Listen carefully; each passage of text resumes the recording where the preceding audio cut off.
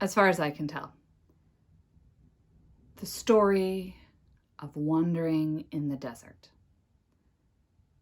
is a story of people learning dependence on God.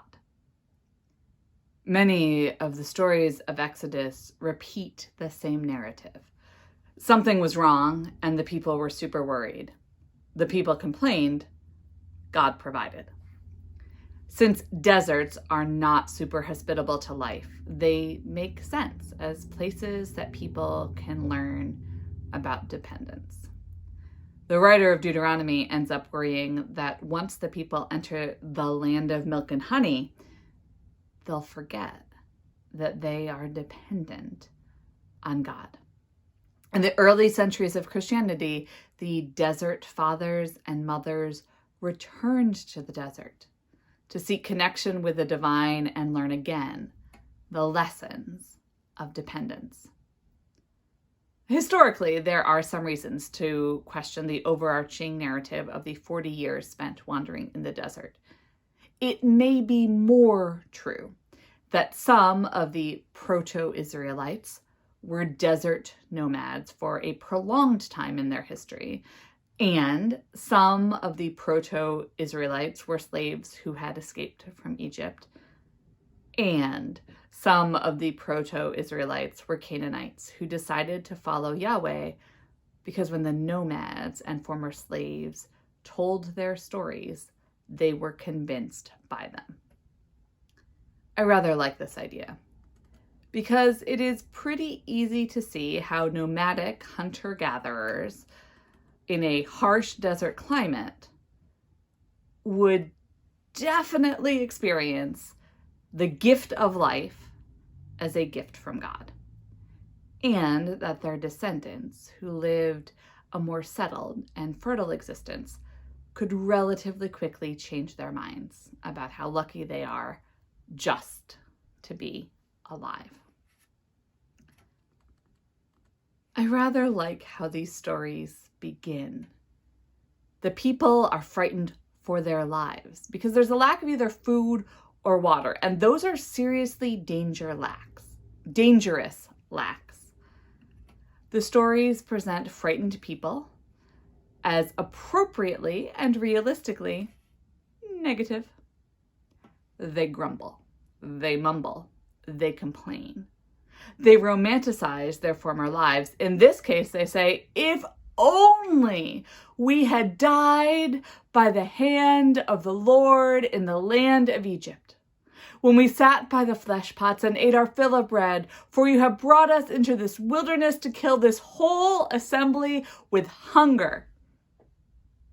And I admit it, I feel for Moses and Aaron, because it isn't fair and it isn't true. But I also feel for the people, because when humans are frightened for their lives, they really can't be held accountable for being unfair, much less having reasonable perspective. In these Exodus stories, every single time, God intervenes and God provides. Every single time.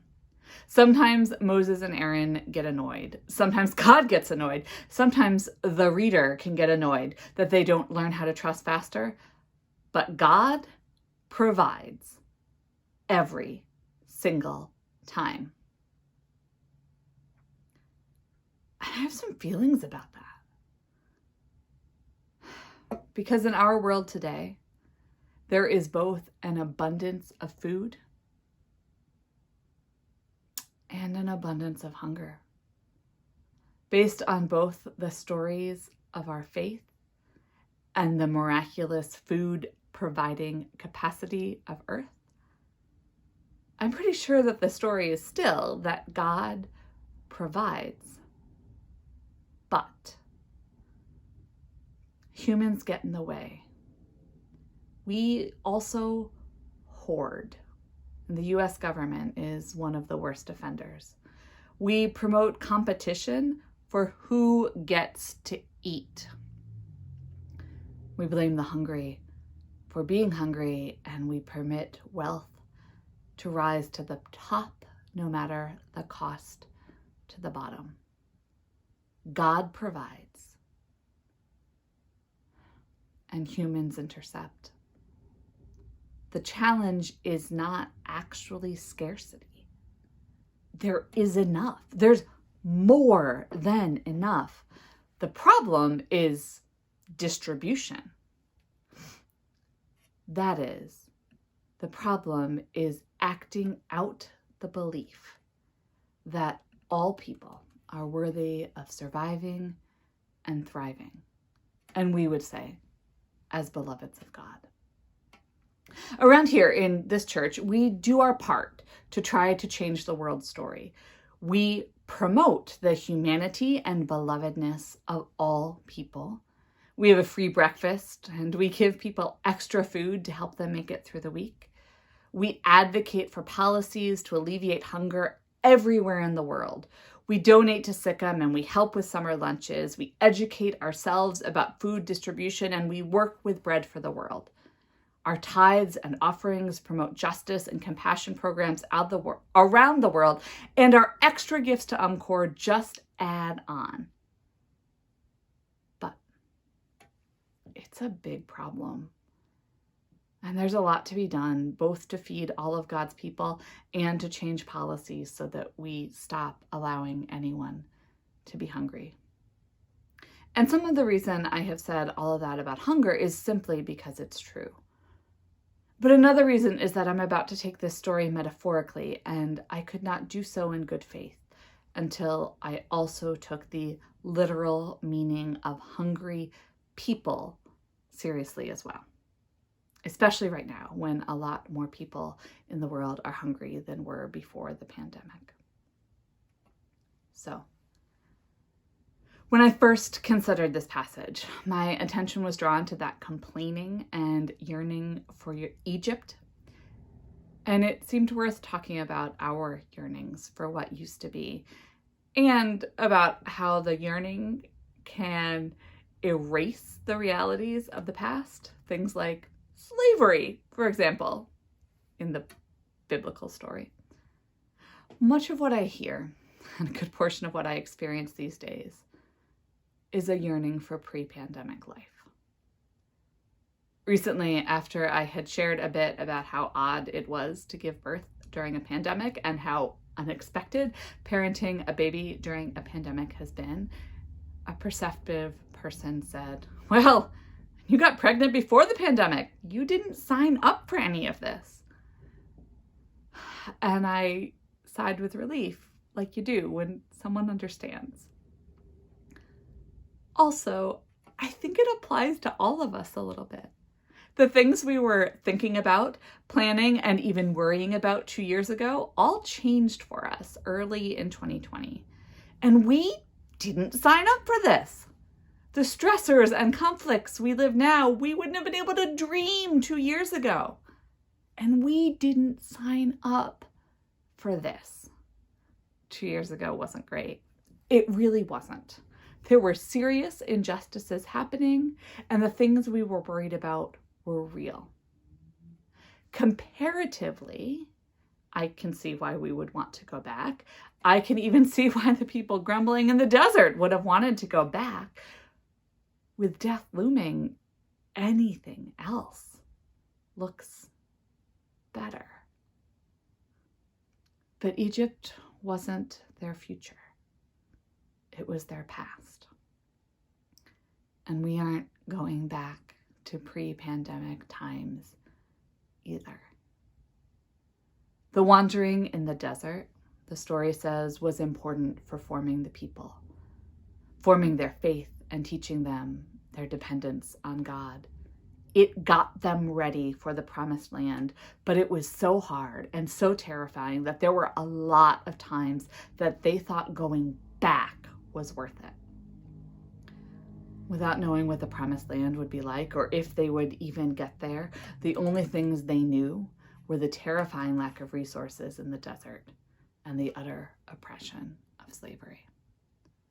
For most of us, our pre-pandemic times weren't that bad. But I hear people saying now, having had a break from it all, I don't want to live like that again. We're different. We have been formed by this time in the desert, and we are still being formed by this time in the desert. And I don't know when we get to the promised land. As much as the desire to go back to Egypt caught my initial attention, I couldn't help but notice that it's only the beginning of this story. This is, of course, not the story of getting to the promised land. This is a story of having God provide. This is a story of there being bread on the ground in the desert that would sustain the people and quails flying overhead for protein. And both of them were gifts of life from the God of life in the desert where other people didn't interfere with God's gifts. This is the story where God says, "At twilight you shall eat meat, and in the morning you shall have your fill of bread. Then you shall know that I am the Lord your God."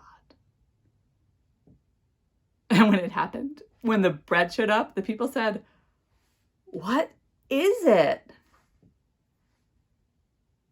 And this is where I think God is leading me today. We are in the desert, dear ones. Whatever our roles and circumstances were in Egypt, it's far behind us now. Whatever our roles and circumstances will be in the promised land, we aren't there yet. We are deep in the desert, learning our dependence on God. And that means that God is giving us gifts that we desperately need in order to survive. And most likely we are responding along the lines of, "Huh?" Or, "What is that?" Or, "I'm not sure I want that." Maybe more than anything, we are thinking, "I'd rather have bread from Parekas or Gershons or Freihofers." These gifts that God is giving, we might not recognize them. We might not want them. We might be a little bit horrified. Today's story ends with Moses telling the confused and hungry people, "It is the bread that Yahweh has given to you to eat." What is the bread that God is giving to you to eat right now? And how are you feeling about it? Holy One, help us see what you are giving us. Help us receive nourishment from what you offer. We are tired, weary, weak, and frightened people. Your nourishment is what we need to go on. And we know that this desert wandering is not your final plan for us. Amen.